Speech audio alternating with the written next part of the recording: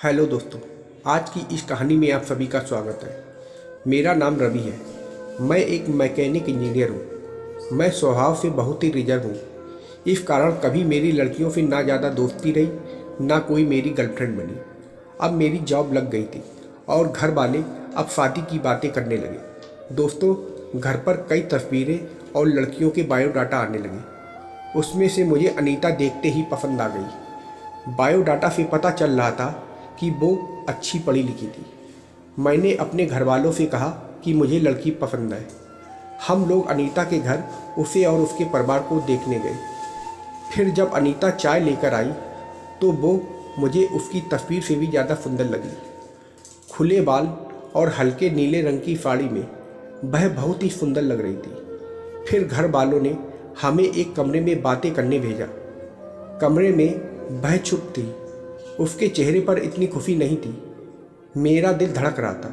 मुझे लगा कि उसे मैं पसंद नहीं हूँ। फिर मैंने ही बात शुरू करते हुए कहा कि आप क्या करती हैं। उसने मेरी तरफ घूर कर देखा और कहा कि आपने बायोडेटा देखा नहीं तो मंगवाया क्यों था। उसकी बात सुनकर मुझे लगा कि वह मुझ में कोई इंटरेस्ट नहीं दिखा रही है। फिर मैंने उसे डायरेक्टली पूछ लिया कि क्या आपको मैं पसंद नहीं हूँ। वह बोली, मेरी पसंद की बात नहीं है, आप खुद मुझे नापसंद कर देंगे, मुझे पता है। उसने कहा, अभी मैं आपको ऐसा कुछ दिखाने वाली हूँ कि आप वो देखते ही आप शादी के लिए मना कर देंगे। आपसे पहले दो को दिखाया, उन्होंने भी देखते ही मना कर दिया। यह कहकर उसने अपने खुले बाल जो पीछे थे उनको आगे किया।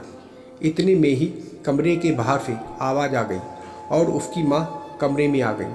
शायद उन्हें भी पता था कि वह हर लड़के के साथ ऐसी ही बातें करती है और कुछ बताती है। उसकी मम्मी ने कहा, चलिए बाहर सब आपका इंतजार कर रहे हैं। अनीता ने अपनी माँ की तरफ देखा।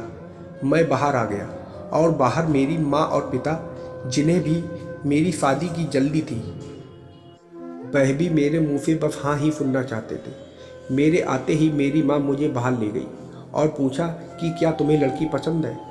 मैं मना नहीं कर पाया, लेकिन एक बात मुझे खटक रही थी कि आखिर वह क्या बताने वाली थी। उसकी मम्मी जिस तरह से जल्दी से कमरे में आई, मुझे बाहर ले गई। लगा ऐसा जैसे वह हमारी बातें ही सुन रही थी। मैंने शादी के लिए हाँ कर दी। मेरे घर वालों ने उन्हें हाँ में जवाब दे दिया, लेकिन अब मैं एक दुविधा में था कि मैं क्या करूं। मैंने उससे बात करना चाहा। मैंने उससे नंबर नहीं मांगा था। मैंने अपनी माँ को कहा कि आप बात करें और उसका नंबर ले लें। मम्मी ने अनीता की मम्मी को फ़ोन कर बात की और अनीता का नंबर मांगा, लेकिन उन्होंने यह कहकर मना कर दिया कि अनीता का फ़ोन अभी ख़राब है। मम्मी ये भी कह रही थी कि वो लोग शादी के लिए जल्दी कर रहे हैं। इन सब बातों से मेरे मन में कुछ अजीब सवाल आने लगे। एक शाम जब मैं ऑफिस में था, तब मुझे एक अननोन नंबर से कॉल आता है। फ़ोन रिसीव किया तो अनीता थी। वह बोली कि मम्मी ने मेरा फ़ोन ले लिया है। मैं कुछ बहाना करके अपनी फ्रेंड के रूम पर आई हूँ। उसी के नंबर से फ़ोन कर रही हूँ। क्या तुम मुझसे अभी मिल सकते हो? मुझे वैसे भी उससे मिलना था। अनीता के बताए एड्रेस पर मैं जल्दी से पहुँच गया। वह उसकी फ्रेंड का रूम था। मैंने जाते ही पूछा कि उस दिन की बात अधूरी रह गई थी और तुम्हारी मम्मी तुम पर नज़र क्यों रख रही है। अनीता बोली, मैं तुम्हें कुछ दिखाना चाहती हूँ, उसके बाद तुम्हारे सारे सवालों का जवाब मिल जाएंगे। अनीता आज भी बाल खोल कर आई थी। वह पीछे मुड़ी और अपने खुले बालों को पीठ से आगे की ओर किया। तब मुझे पता चला कि वह क्या दिखाना चाहती थी। उसकी गर्दन पर एक टैटू था, आकाश नाम का। दोस्तों, फिर अनीता बोली कि मैं एक लड़के से बहुत प्यार करती थी और हम दोनों शादी करने वाले थे। मैंने उसी के नाम का टैटू करवाया था। यह बात मैंने अपने घर वालों को भी बताई थी और वह तैयार भी हो गई थी, लेकिन आकाश ने मुझे चीट किया। वह मेरे अलावा भी किसी और को डेट कर रहा था और वह लड़की पैसे वाली थी, इसलिए उसने मुझे छोड़ दिया। तब से मुझे शादी और लड़कों से एक नफरत सी हो गई थी। उस लड़के को मैंने बहुत प्यार किया था, लेकिन उसने मुझे धोखा दिया। तुमसे पहले भी दो लड़कों को मैंने टैटू दिखाया और उन्होंने सच जानकर शादी के लिए मना कर दिया।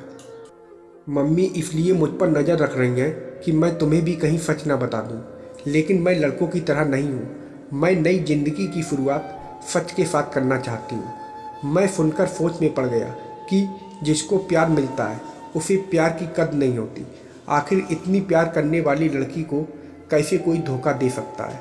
मैंने कहा कि मुझे तुम्हारे पास्ट से कोई मतलब नहीं है, लेकिन मैं चाहता हूँ कि मुझे भी तुम उतना ही प्यार करो जितना तुम उस लड़के को करती थी।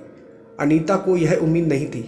उसे लगा था मैं भी उससे शादी के लिए मना कर दूंगा। उसके बाद दोस्तों, मैं अनीता को कुछ नहीं बोला और सीधे अपने घर आ गया, क्योंकि मैं भी इस मैटर पर सोच विचार करना चाहता था, क्योंकि आखिर यह मेरी पूरी ज़िंदगी का सवाल था। वह मेरे साथ पूरी ज़िंदगी रहने वाली थी। आगे चलकर उसे अपने पास्ट के बारे में याद आ जाए या फिर उसने उसके डिप्रेशन में आकर कुछ कर लिया तो उसके साथ साथ मेरी भी पूरी ज़िंदगी बर्बाद हो सकती थी। इसलिए मैंने घर आना ही उचित समझा और इस पर थोड़ा सोच विचार करना चाहा। ऐसे ही विचार करते करते मुझे एक दिन रात तक नींद नहीं आई और फिर काफ़ी लेट नींद आई। फिर मैं अगले दिन उठकर अपने ऑफिस चला गया। ऑफिस के काम में भी मेरा बिल्कुल ध्यान नहीं लग रहा था, क्योंकि मेरे दिमाग में अनीता की वही बातें घूम रही थी। फिर जब मुझे बिल्कुल भी ऑफिस में रहा नहीं गया तो मैं फिर से घर आ गया और घर आकर भी मुझे नींद नहीं आ रही थी। मुझे बिल्कुल चैन नहीं पड़ रहा था, क्योंकि मेरे दिमाग में हर वक्त अनीता की ही बात याद आ रही थी। शायद मुझे अनीता से प्यार हो गया था और मैं अब उसे किसी भी हालत में छोड़ना नहीं चाहता था। लेकिन मेरे सामने अब एक उसके पास को लेकर दुविधा थी, जिसके लिए मुझे सोच विचार करना पड़ रहा था। फिर एक दिन मैंने अपने मन को समझाकर अनीता को फ़ोन किया और उसे मिलने के लिए बुलाया। उसके बाद में मैंने उसे कहा कि मुझे तुम्हारे पास से कोई मतलब नहीं है, लेकिन तुम्हें भी मुझे वादा करना होगा कि तुम मेरे साथ अपने पास से भी अधिक खुश रहोगी और पूरी ज़िंदगी मेरे साथ रहोगी और हर बात मुझसे शेयर करोगी, चाहे वह अच्छी हो या बुरी हो।